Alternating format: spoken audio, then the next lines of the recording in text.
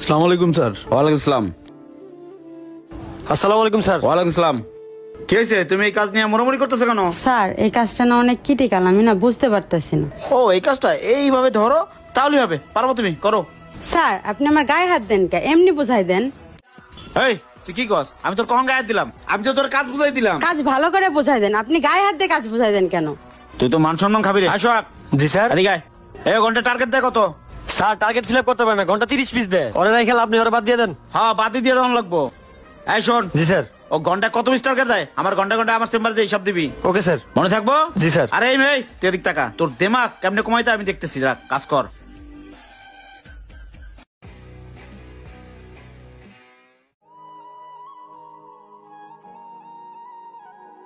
কি ব্যাপার, মন খারাপ করে বসে রয়েছো কেন?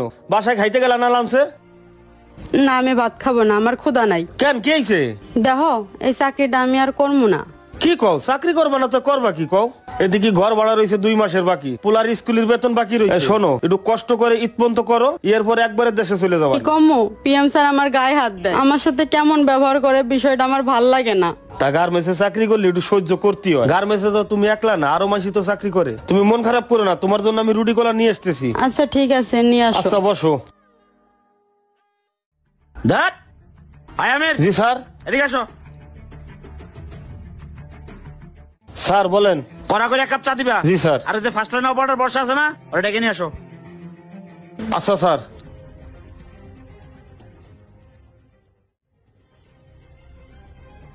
স্যার আমারে ডাকছেন? হ্যাঁ এখানে দাঁড়াও। এক কাজ করো আমির, তুমি যাও। আমি যাবো মানে স্যার? যাও, যেতে বলছি যাও। আরে গেটটা লাগাই দিয়ে যাও। আচ্ছা ঠিক আছে স্যার। দাও লাগাই দাও।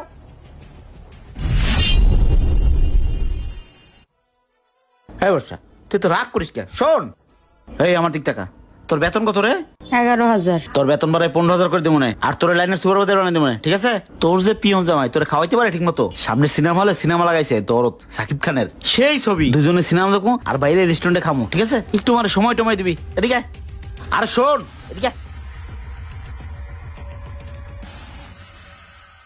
না পাখিটা আজকে হাত দিয়ে বেরিয়ে গেল।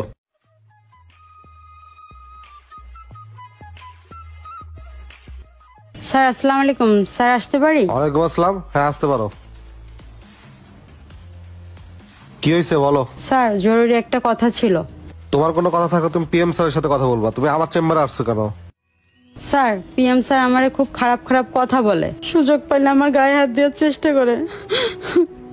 আর আমি যদি প্রতিবাদ করতে যাই তাহলে বলে আমাকে চাকরি থেকে বের করে দেবে। আমার জামাইকে হুমকি দেয়, তাকেও নাকি চাকরি থেকে বের করে দেবে। আর স্যার পিএম স্যারের জন্য কোনো মেয়ে ফ্লোরে টিকতে পারে না। আপনি একটু খোঁজ নিয়ে দেখেন স্যার। আচ্ছা শোনো, আমার অনুমতি ছাড়া তোমাদেরকে চাকরি থেকে বাদ দিতে পারবে না। আর গার্মেন্টসে চাকরি করলে এরকম টুকটাক হয়, একটু ম্যানেজ করতে হয়। যাও কাজ করো। আচ্ছা ঠিক আছে স্যার, আসসালামু আলাইকুম। ওয়ালাইকুম আসসালাম, যাও।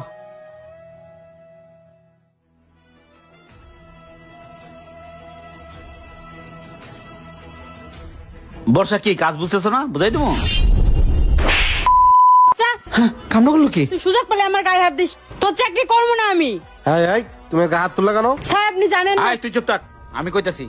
স্যার অপারেটর ফালতু অপারেটর স্যার, 2 মাস ধরে কাজ পারে না স্যার, 2 মাস ধরে বসাই বসাই বেতন দিতে স্যার। স্যার ওরে বাইর করে দেন স্যার। তুই আর তোর জামাই দুইটারে আমি বাইর করে দেবো, রাখ। আয় সোহাগ এদিকে আয়। জি স্যার। এই অপারেটর কাহিনী স্যারে খুলে ক। স্যার মুন্না স্যার ঠিকই বলছে, মেশিনে বসলে পোলাবারের সাথে আটা দেয়। আর স্যার কোনো ঘন্টা কাজ ঠিক মতো করে না, আর টার্গেটের কথা, টার্গেট একটা দিন ফিল আপ করে না। তাহলে তো চাকরি থেকে বাদ দেওয়া উচিত নাকি? জি স্যার। হ্যাঁ জি। হালার পোহালা, বাইরে অফিস থেকে সোজা বের হয়ে যাবি। মুন্না সাহেব আপনার চামচা তো চলে গেল, আপনার কি হবে? হেই! আপনাকে উচিত এই ফ্লোরের জুতার মালাতে ঘুরানো। আপনার সম্মানী ব্যক্তি, তাই বেশি কিছু বললাম না। এরা গার্মেন্টসে চাকরি করতে আসে 2টা টাকার জন্য।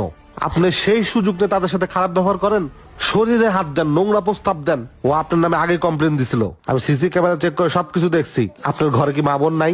আজকে যদি ও আপনার বোন হতো আপনি কি করতেন? স্টুপিড কোথাকার। শুনেন, আমি আপনাকে আর একটা সেকেন্ড এই ফ্লোরে দেখতে চাই না। এখন আমার এই ফ্লোর থেকে সোজা বের হয়ে যান। বের হন, গেট লাস্ট।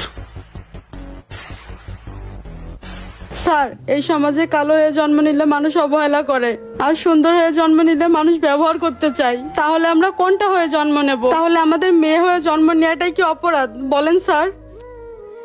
তোমার সমস্যাটা আমি বুঝতে পারছি, তোমার স্বামীকে আমি সুপারভাইজারের দায়িত্ব দিচ্ছি, ঠিক আছে? আচ্ছা ঠিক আছে স্যার। আচ্ছা, আর কোনো সমস্যা হলে আমার চেম্বারে আসো, ঠিক আছে? তুমি নির্দ্বিধায় কাজ করো, কাজ আচ্ছা। করো।